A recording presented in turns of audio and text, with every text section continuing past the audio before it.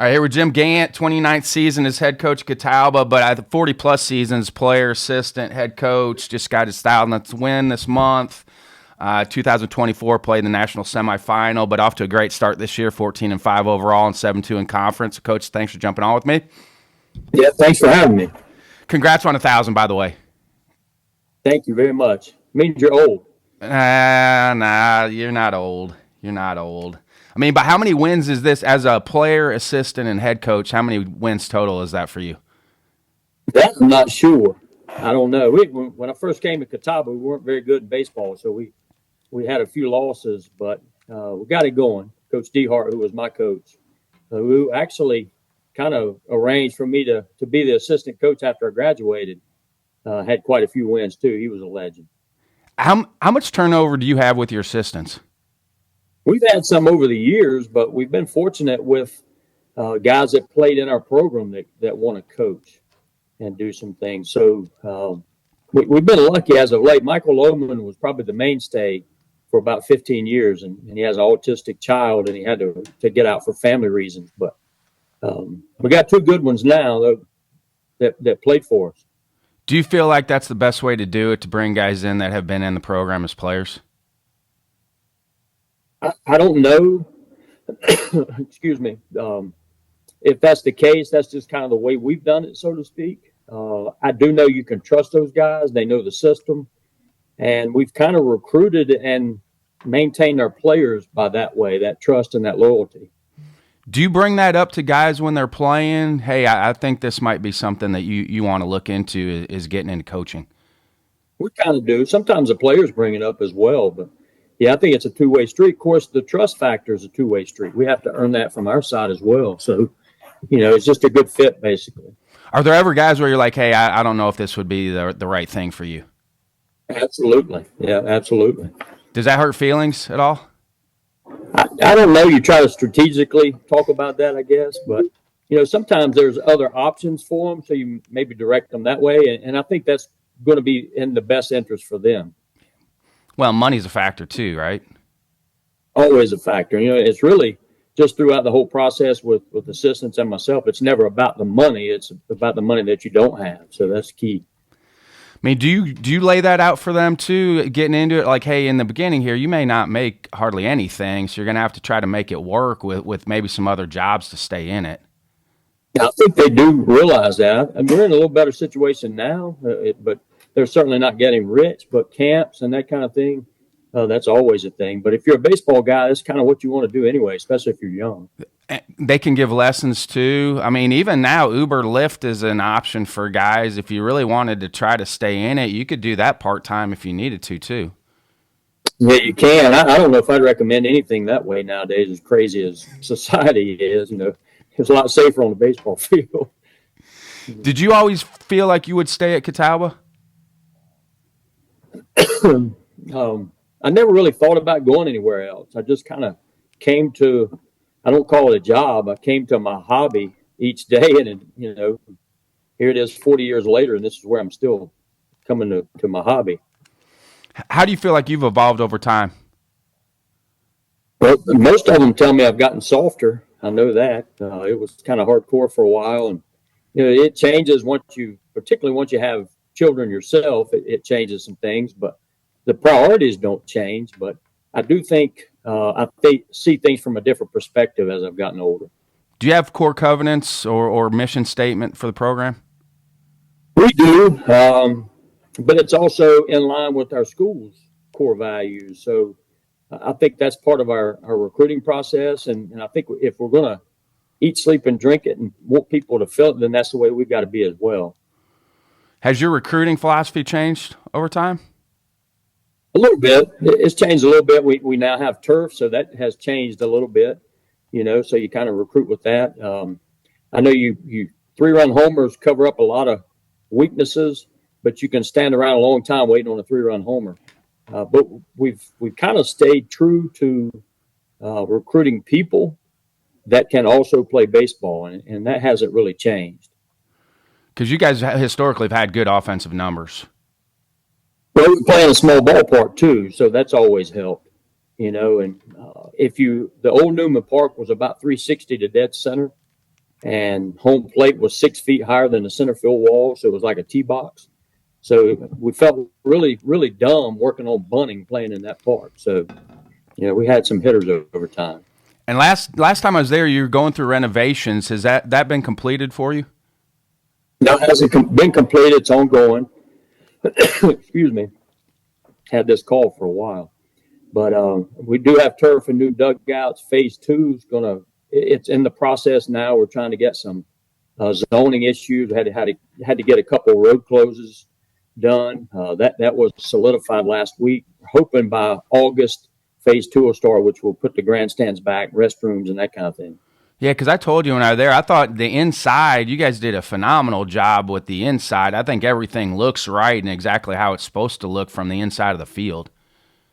Yeah, initially we talked about a locker room because our locker room's really old. We joke it's the first building they built when they founded the college, so we got some work to do there. But we didn't want to build a baseball field around our locker room, so that's probably going to be the last phase of it. But we did some stuff for our players and the game, which is our field and our dugouts. Now we got to take care of the fans a little bit and the fan experience, and then we'll get to the team room and that kind of thing eventually. With league play, you play 1 on Friday and 2 on Saturday. Have you guys always done it that way? For the most part, it used to be Saturday to Sunday, and then we got it flipped to Friday, Saturday. Of course, every time we have a coaches meeting, I want the agenda to play Friday, Saturday, Sunday, 9-inning games. But anyway, we can't get to that point. Does that give you flexibility then to schedule on Sunday if you need to with weather? It does. I think our rainout policy is really a good one. We have 3 days to get our games in. If we play on Friday, then we can't go to Monday. So you make some calculated risk decisions. But our coaches do a really good job of trying to accommodate travel fee or hotel fees and that kind of thing. I think our league coaches do a good job with that. Your on-field responsibilities, have they changed over the years, or have you pretty much stayed with your strengths over the 40 years? Well, I tried to go to the dugout for a period of time, and I don't think that was good for the players because I was in there all the time, kind of like a caged animal. And if I go to third base, at least they don't hear me for a half inning. So I think that's good for morale a lot of time. Oh, when did you go to the dugout? At what point did you say, maybe I'll try it in the dugout for a little bit? Well, Michael Lohman did a good job with it. Jeremy Simpson, who is a coach with us now, really makes good decisions and in tune with things. And I think they probably could do a better job than I can over there. But currently, Jeremy coaches first, and I really think that responsibility at first base is more important than the third base.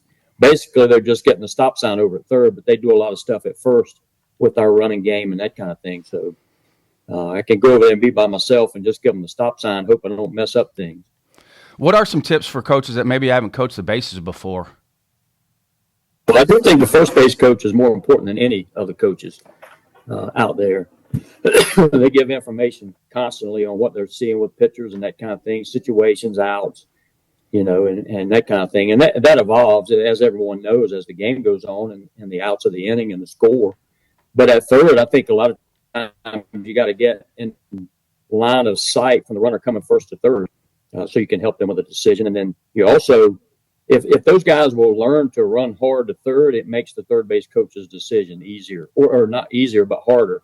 If they shut it down before they get to third, it's an easy decision. You just stop them. But if they'll run the whole way, it's difficult to know if you're going to send them or stop them. Yeah, we wanted guys to coach themselves a little bit on that too. Our kind of our base on that was if you've gotten to second and the outfielder had not gotten to the ball yet, probably should go.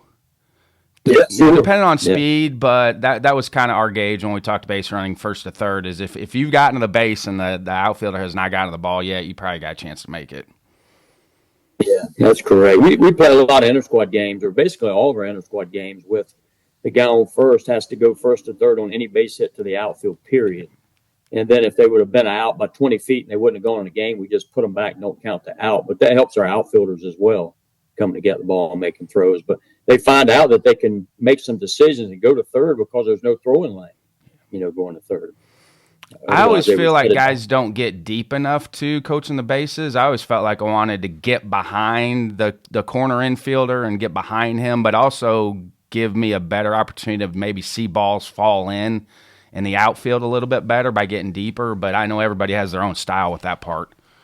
Sure, yeah, getting in position helps, just like an umpire. The better positioning, the better it is. We had a play last night down the right field line, and I thought I heard the ball hit the ground, even because it was short, but I could not see the ball by the way the field was sloped. And moving helped, but our base runner did a good job of seeing it. How's your decision making on when to score, guys?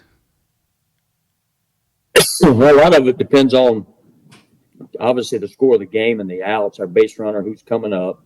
All that sounds good, but it's hard for me to process all of that when the ball's put in play. You got to pre-think it. But there's not too many two-out hits, so we're going to be aggressive that way. And we're always thinking of scoring regardless, and then that way we can just give the stop sign. So we're going to try to score most of the time. And a lot of guys nowadays, that's one of the things that I've seen, they just don't play catch well. And they airmail a lot of balls and they're offline. They're not on target. It's almost like their catch play is not important to them. So we're going to find out. Sometimes we look dumb doing it, but they're going to have to make a play. Yeah, that's the art of it. And for anybody that thinks that baseball's slow, they should jump in the mind of coaches that are coaching third base and all those pre-checklist things that you're going through on whether to score guys or not. Outfielders' arm strength. There's just a lot of things that go into that anybody that says baseball's slow hasn't ever jumped in the mind of a baseball coach. That's correct. And then you got to factor in who's on the mound, too. And if you're not hitting that guy, you may not get any more chances. And with the offenses that you have, is that recruiting, for you? Is it development? Is it a little bit of both?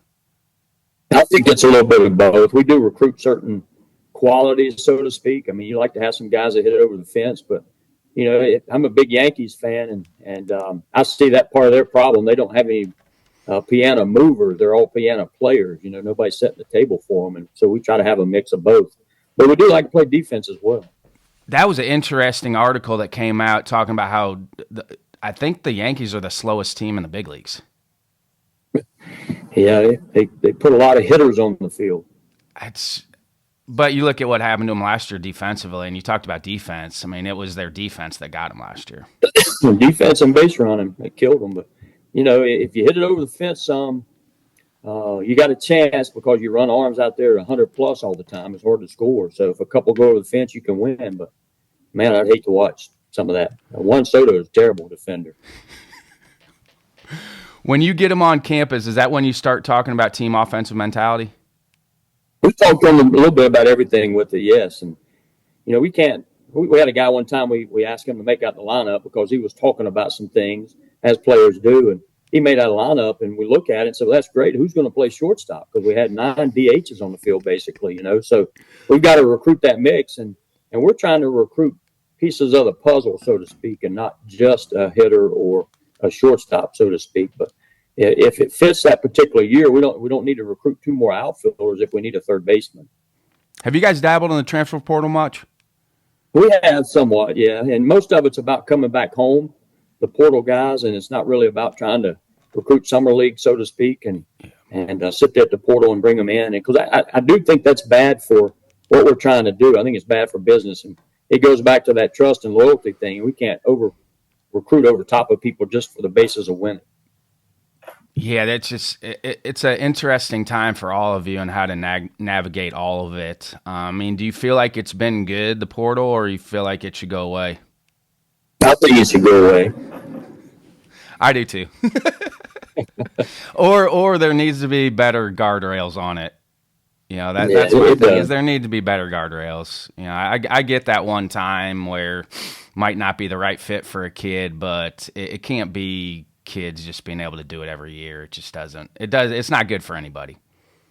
No, and it doesn't seem fair in a lot of cases. I mean, you have big-time quarterbacks playing 9 and 10 years, and you have a legitimate guy with a blown-out Achilles that played 1 game too many and can't get a red shirt. And, it just doesn't make sense. Do you think we'll get to where you got 5 years to play, 5 seasons, and that's it? Don't even deal with red shirts anymore, where you just got, even if you're a JUCO kid or a 4-year kid, once you start, you got 5 years to finish. I don't know. You never know what's going to happen with NCAA. Just a lot of the decisions don't seem to be common sense. So we just kind of wait and see what happens. How different this time of year training for your guys? How different is it from the fall? It's a lot of difference. It's amazing to me. We can lift 3 days a week. We can have a field day that we call we're flipping tires and all the caveman stuff that everybody does, and we practice a lot and we work on a lot of things. And it's hot and it's real stringent, and nobody needs to go to the training room. And then as soon as we start playing a game, everybody's got hurt. They got, so you cater to all that stuff. Of course, the weather's cold, and then you don't hit, so every injury is magnified because your batting average is lower. It's a lot less, in the spring than what we do in the fall. But I don't know. Baseball players are funny that way. Has that evolved for you over time, how you run fall baseball? Somewhat. It's a little more direct on some things, I think.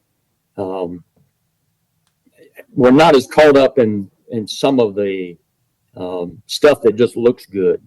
I still think it's substance. And I know long distance running and some of that stuff is not conducive to training for baseball and energy systems for baseball, but sometimes you got to do some things just to work on their mind, because when you think you're going to die, and then you get through it, all of a sudden you got a little more mental toughness to you. So I think there's some method to a lot of that madness that hasn't changed, but there's some more. We do look at some analytic stuff, and that has changed over the years. I still think general fitness matters. We've talked about that a lot on this podcast with some of the injuries that are out there. I think we've trained them to be great athletes. I just don't know if their general fitness is great, which is going to lead them to have more injuries. Yes, sure. Yeah, there's a lot of hamstring and growing injuries in baseball, and that's always been a thing.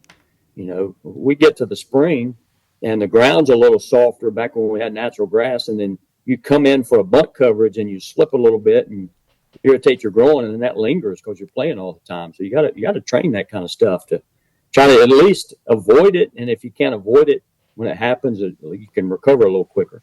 You mentioned recruiting to the turf. So when you say that, how does that change if you're recruiting to having turf? Well, we do bunt a little bit more. We run the bases a little bit more than we used to from a base stealing standpoint, some automatic steals and that kind of thing. But we certainly want to play defense because there's no bad hops out there. So the routine plays we can't mess up on turf. Of course, we go on the road and we mess them up because we're not used to the hops. But yeah, we certainly want to play defense on the turf.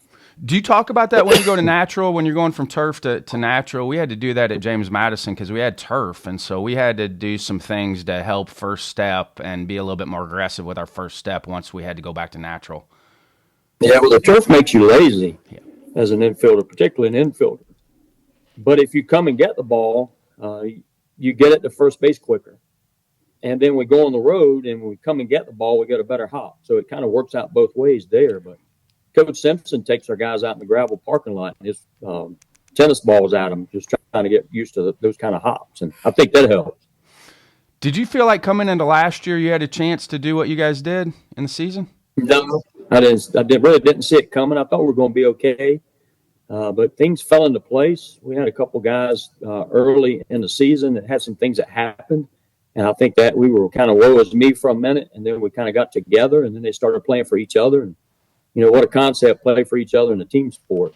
It started working out better for us. When did you start communicating that to them as far as, hey, we got to start playing for each other?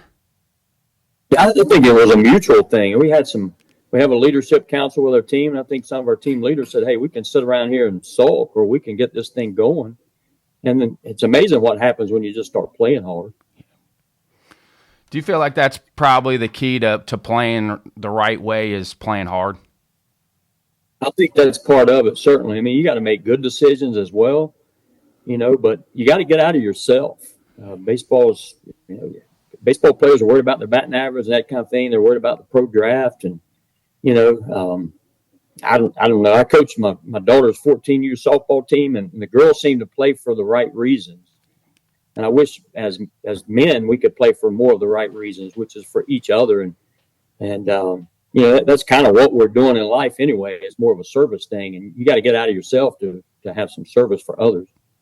I think that's the easiest way and best way for guys to get out of slumps is start diving into their teammates and really focus on pouring good energy into their teammates. I think that's the quickest way out. I think the game rewards players that handle it that way, that are of that service mindset, that are really concerned about how their teammates are doing and pouring into their teammates. Yeah, sure. Sometimes just a sacrifice bunt or a ball to the right side to move the runner, it's very productive. Don't go on the stat sheet as anything glamorous, but it's playing the game of baseball. And teams that win the most are really good at playing baseball. I think that's what Joe Urso in Tampa does so well. They're talented, but they're really good at playing baseball. Have you enjoyed coaching softball? It's different. It's different. My wife and I may be divorced by August because we're coaching it together, but yeah, it's different. Do you feel like your daughter can handle that because you do coach baseball? I think so. She asked us to coach, my wife and I. And some of the other girls on the team did. So I'm not sure if they knew what they were getting into, but we'll see how that goes. But yeah, I think they can handle it. I think they're more resilient than we give them credit for. So you and your wife, are you co-head coaches then? No, she's the head coach. We'll get that straight right now. All right. I gotta do what she says, and we'll be fine. I love it. That's a great dynamic there. Probably the way it should be. What do you feel like's the key to maximizing pitching then too? I think a lot of times you can use guys in excuse me again. You can use guys in situations if they're not afraid. They can go out there. You can have a lefty-lefty matchup. You can get a guy in and get him out, and the other team don't even know he's that good, not that good. But guys got to believe in it. But having those roles and those situations and faith in them, but they can't go out there and walk people. I know that for sure. That's one of the things that drives me nuts. You come out of the bullpen and walk a guy. But you like to ride the horse all the time if you got a stud on the mound, but then you don't have anything when that guy goes down or if his pitch count gets up or whatever. So you have to be willing to use guys, and sometimes that's scary. Do you have guys that can handle coming in with traffic? Do you have many relievers that can handle that? Sometimes we do. Sometimes you don't know until you give them a chance. We had a guy that came in last night at his previous outing. The other team doesn't know if he's any good because he didn't give them a chance to prove that they were better than he was. And last night he was really good, but it was just a change of mindset. It wasn't his stuff. How often do you have to spend time with your pitchers on that? A lot of the guys you recruit maybe have never even come out of the bullpen before, unless maybe they're a JUCO guy. Right. I think Coach Brown, Greg Brown's our pitching coach. I think he does a good job talking to those guys constantly and then trying to implement it in inter-squad games too. You can vary up all the ways you approach it. It's funny when guys can't go through their routines, how they can't get ready to pitch. They pull on the tube for 12 hours a day just to get ready to pitch. And then all of a sudden you're in the bullpen and you got to get it ready in a hurry and you got to practice it that way. Yeah, that's that tempo piece that they're not used to yet, and how long it takes a guy to get ready. And sometimes guys think they're ready to go in and they're not. And, that's all part of that learning process for the college-age guys. Yeah, absolutely. What do you feel like is the mentality that separates elite college players from non-elite college players? I think a lot of it's the experience factor. Guys that have played some summer ball or played a lot of ball. I'm not sure playing 100 games on a travel ball circuit sets them up for college baseball because it's just a different animal altogether. And I don't think it's as focused enough because it's a lot about the individual and the summer ball stuff. But I do think guys that have put in the work and the effort, you can see that they're confident in their work and their trust in their work. And just going to the batting cage and hitting or going to play on the weekend with a pickup travel team, that's not going to set you up for college baseball. I think the work has to be diligent and focused on what they're trying to accomplish. With your incoming guys, you send them a program for the summer? Yeah, we have a great training program from our sports performance people, and Coach Simpson sends out stuff. Coach Brown sends out stuff for them in preparation. I do think playing in the summer helps them. We had a kid that played in the Coastal Plains League that was a high school senior this past summer. So we thought he was going to be further along during the fall. but he didn't do enough of the training aspect to be physically fit coming in. And our other guys that came in the summertime and did some of the physically fit stuff were way further along. Then all of a sudden we come back from Christmas break and all that pitching experience that he had against the older guys, the Coastal Plains guy was ready and the other guys weren't. It's funny.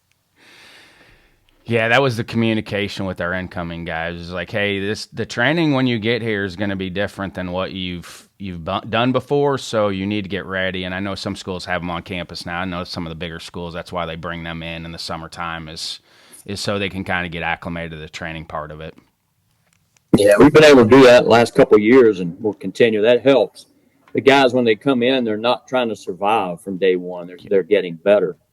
But on the flip side of that, guys that are pitching in games against, especially if it's older guys in a league like the Coastal Plains League, the pitchability is going to show up a little bit more than just the training part. Yeah. When's the last year you coached Legion? This past summer. I just now gave it up. To coach 14U softball. So I've been doing that since, I was a head coach since, I'm not really sure how long ago, but when in the summer of 89, I guess, I started as an assistant coach for 10 years, and then I was a head coach until this past summer. Did you miss it at all this past summer? Well, no, I coached it this past summer, so this upcoming summer will be the first one. Yeah, I'm going to miss it for sure. It's been a staple in our recruiting, seeing guys day in and day out. But it was an easy way to give it up, though, with my daughter, because I don't want to miss that. Yeah, I mean, I give guys credit that go through that spring season, because I have friends that coach summer baseball too. I give guys a lot of credit that can do the spring season and then coach the summer season too. I give guys a lot of credit that can do that.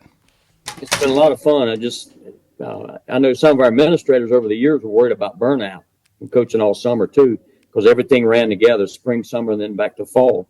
But I don't know how you get burnout with baseball. Just has never happened, because at night when I go home and turn on a baseball game. Yeah.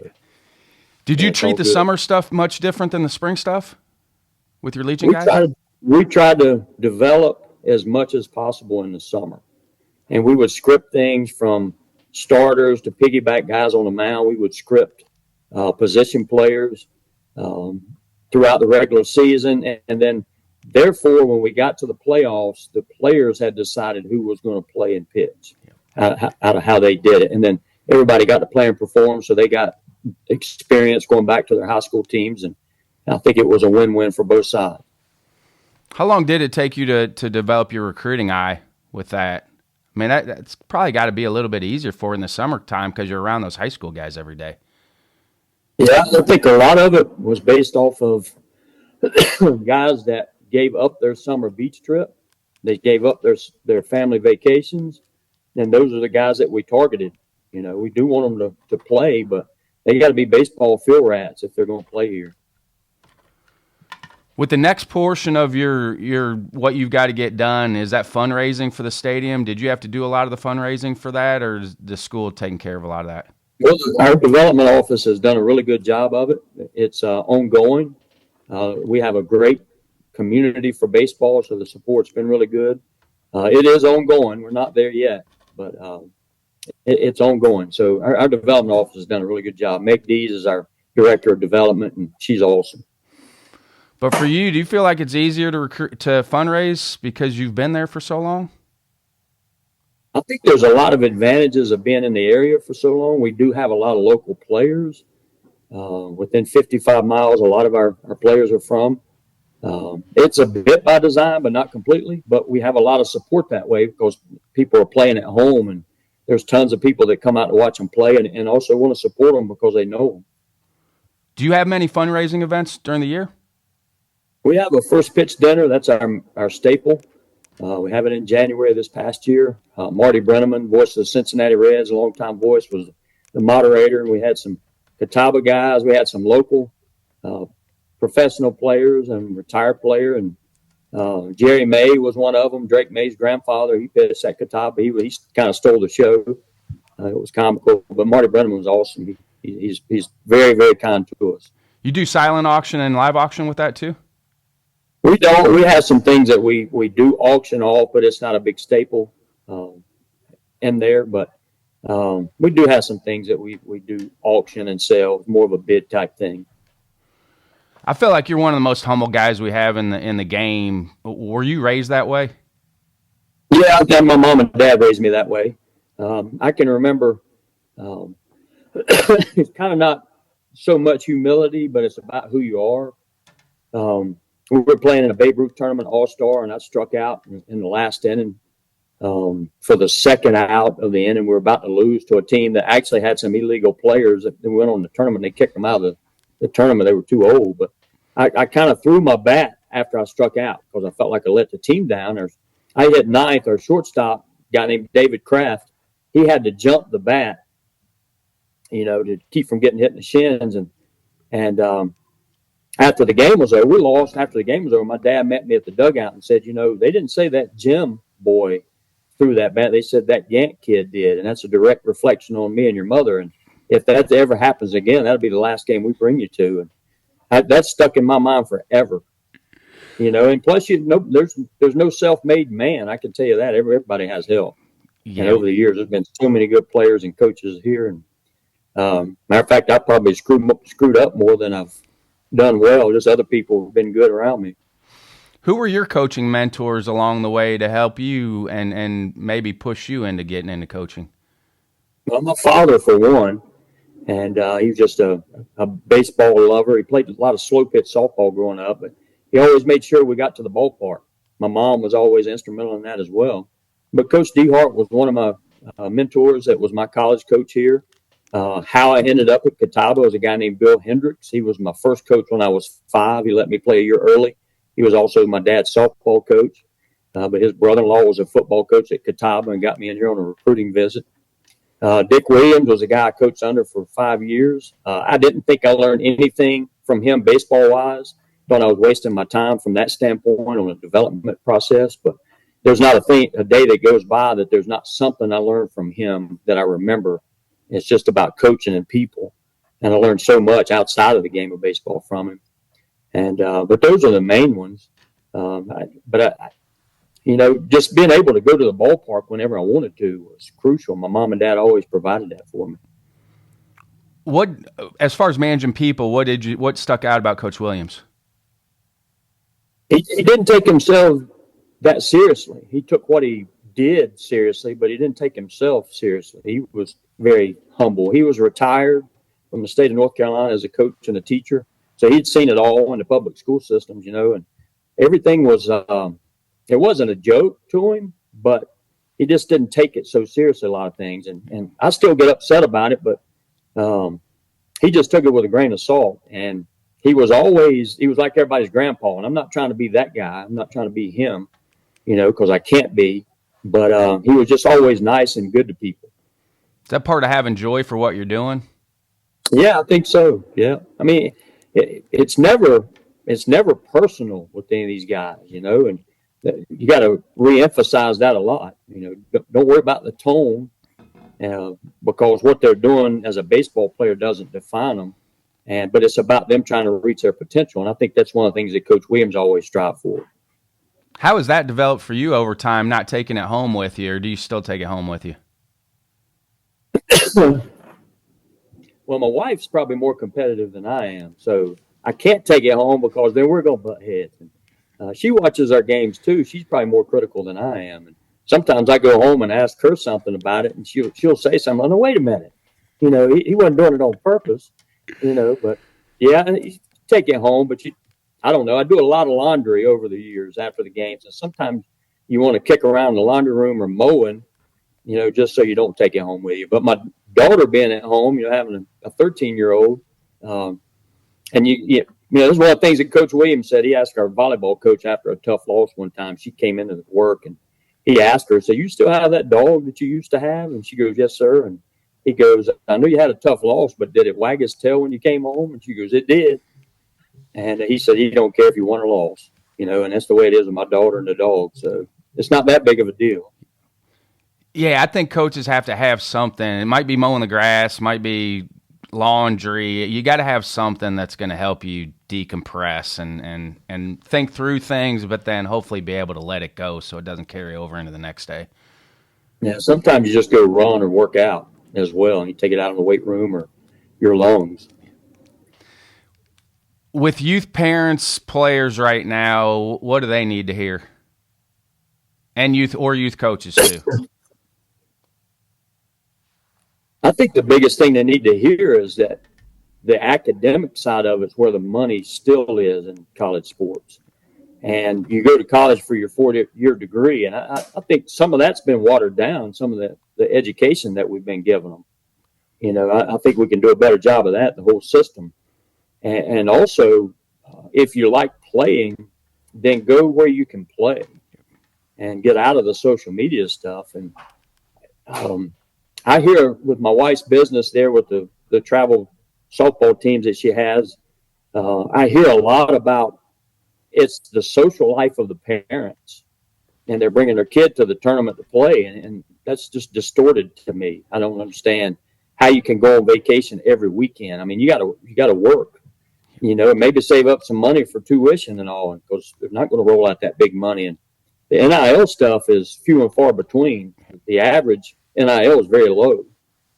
And I just wish the parents would let their kids be kids, let them play all the sports they want to play. And then if they dial it in later on, be supportive of them, make sure they got their academics, and let them enjoy playing. Is that your game hat that you have on? Grateful? No, it's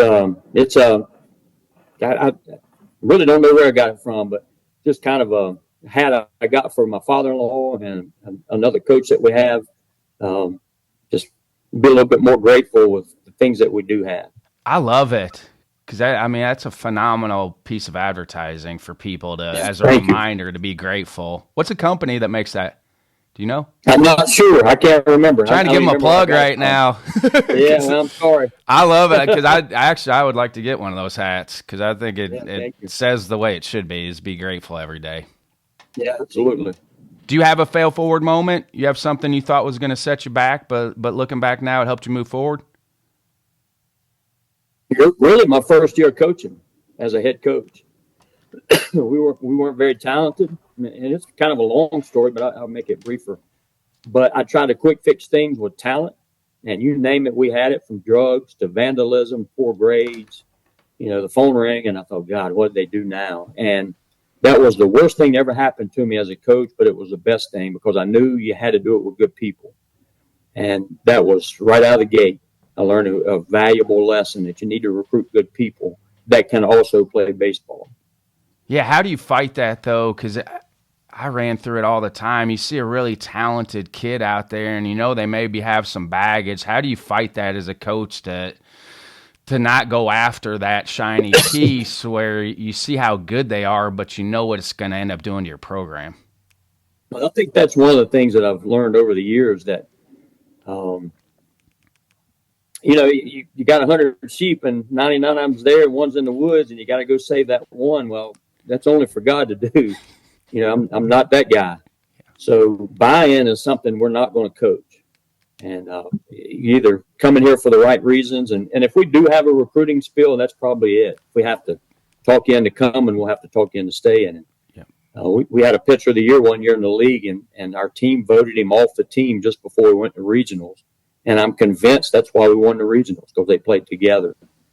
But that's a tough thing, because you see the talent and you want to have them, but you also want to go home at night and sleep, because that one person can make it disruptive for other people's experiences on your team.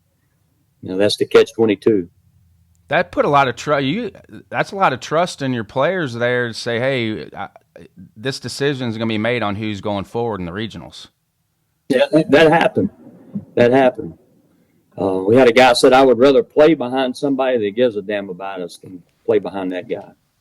So we went. Now, we made it to the World Series that year. It's been good having the pitcher of the year at the World Series, but I don't know if we'd have made it if he'd have played in the regional. Yeah. That is unreal, by the way. Tremendous.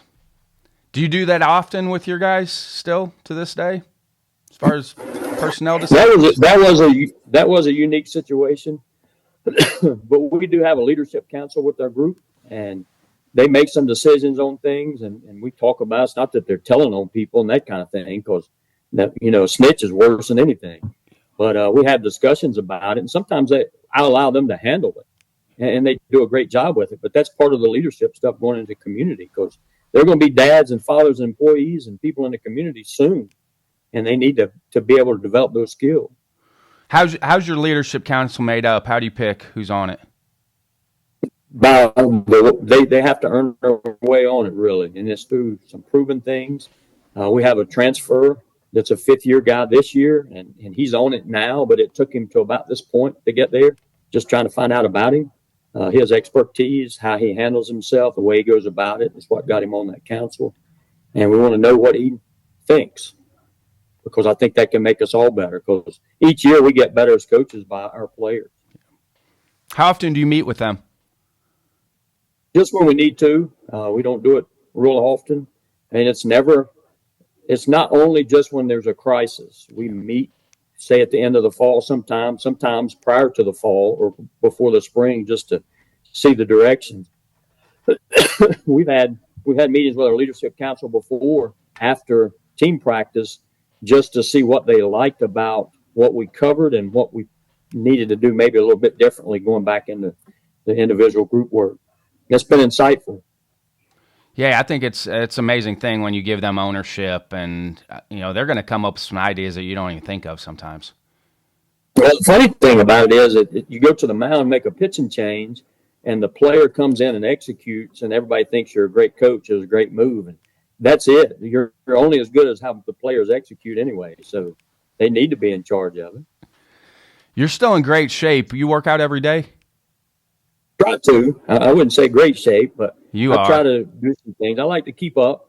I don't want to. Sometimes I don't know if I'm prolonging my life or shortening it with some of the stuff that I do, but I like to get out there, and the guys can't say we're doing too much if I do it as well. Yeah. So what are your go-tos? You switch it up. You do a lot of the same things. Or you try to switch it up. Yeah, I switch it up. I like to do some stuff that's challenging. I don't like to go in and do the bodybuilding stuff. I've never really liked that. I like to do the stuff, not really CrossFit type stuff, but something like that. But I like to do some challenging things because, I don't know, I just like to get into it. Once you set the goal that you're going to do for that workout, in my mind, you can't quit if it's too strenuous. I've got to make it. I'm a lot more sore now than I used to be, but anyway.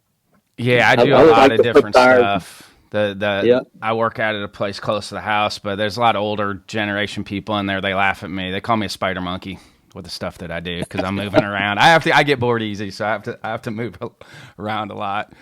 What are some other resources coaching wise that you dive into or other people should dive into that you feel like have helped you? Well, obviously the ABCA, that's always been a crucial thing. But I would go to the ABC for years, and guys would get up on stage and they would thank everybody from their 5-year-old coach all the way up to currently, and in 10 minutes they speak about their topic. And I'm like, man, I didn't hear much, but I can remember the late Mike Brumley, who died in a car accident, a couple years ago. We'd do our tandem relays and our cutoffs based off a conversation in the lobby that I had with him down there. And just sitting around, people can talk about going there and drinking beer and all that kind of stuff. And but I've learned more baseball sitting around drinking beer than I have probably in reading books or that kind of thing. And it's just a fun atmosphere. Plus, you learn some things, and then you meet people too. But I think that's great. But I try to look as many audio books. I listen to podcasts when I used to mow all the time, and so I'm out there mowing the grass. But I'm getting better as a coach, I think. What's a go-to audio book that you like?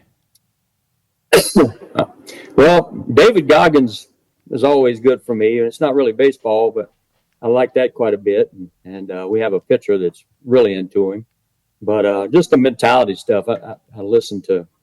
I did just get the Book of Joe. I know I'm way behind on the ball with that one, but there was also a book called Range, and I like that book. And then there was a book called Tribe. I don't know the authors. I just get them and listen to them. Range is really good.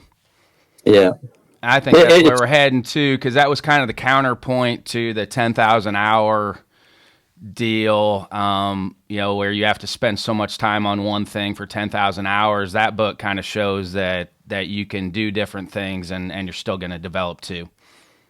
That's right. Yeah, absolutely. What do you feel like with the Division II legislation? You feel like we're going to be able to get that pushed through with the practice hours and games? I sure hope so. It baffles me. You know, I can go out here and I can watch our band practice day and night, and it doesn't hurt their English class. I just don't understand what the difference is, but I sure hope so. And we got some guys they're really into what they're doing, you know, with the baseball part, and their grades are good. So I think that structure is crucial. But I know when I was in college, if we had free time, it wasn't always go to the library with free time. It was college night or whatever. Yep. You know, I hope in the future that we can get to that. Yeah, just for flexibility purposes. You know, and I know geography matters, but there's nothing wrong with adding a few more hours and a few more games, even if it just gives people more flexibility with their scheduling. You know, whether it's in the fall or in the spring, it gives you more flexibility for your scheduling. Yeah, sure. Especially in the fall with the weather being so much better. Yep. North Carolina weather is much better than in the Northeast and that kind of thing. I get it, but it's cold in North Carolina in the spring. It's hard to practice a lot of times. Yeah, it's a damp cold. It's a damp cold. That's there's a difference when it's cold here. And then the wind's blowing with that as well. And I can take the cold. The wind's what gets me. Yeah. What are some final thoughts before I let you go? I hope D2 can get some things straightened out a little bit. Not straightened out, it's probably the wrong term. You know, we've been lucky enough to go to Cary a few times, and I'm not trying to keep us out of winning to get there, but I do think that sometimes the final eight's not the best 8 teams. And I'll just use this as an example because Delta State's been good over the years. Tampa certainly has been, but those 2 teams have to play to go, and they probably both deserve to be there. You know, and I don't know how you do that because I know it's a financial piece to that, but I would like to see that be adjusted somehow. You know, but hopefully with the super regional format, it gets to that point for you all where we can maybe line up who plays each other in the super regional, where it's a little bit different to give that. Obviously, I think as coaches especially, you want to see the best 8 teams, no matter where they're from, get there at the end to see who can win it. Yeah, sure. Yeah, it's you know, any sport's never exact. You know, but you don't want the national championship game to happen in the super regional. Yep. You know, and that's what I'm speaking of. Yep. All right, sir. Good luck the rest of the season. I'm going to try to stop down there and see you here in the next month or so. I got you on the schedule, so I'm going to come down there and see you, Coach Gantt. All right. Thank you very much. Good to see you again.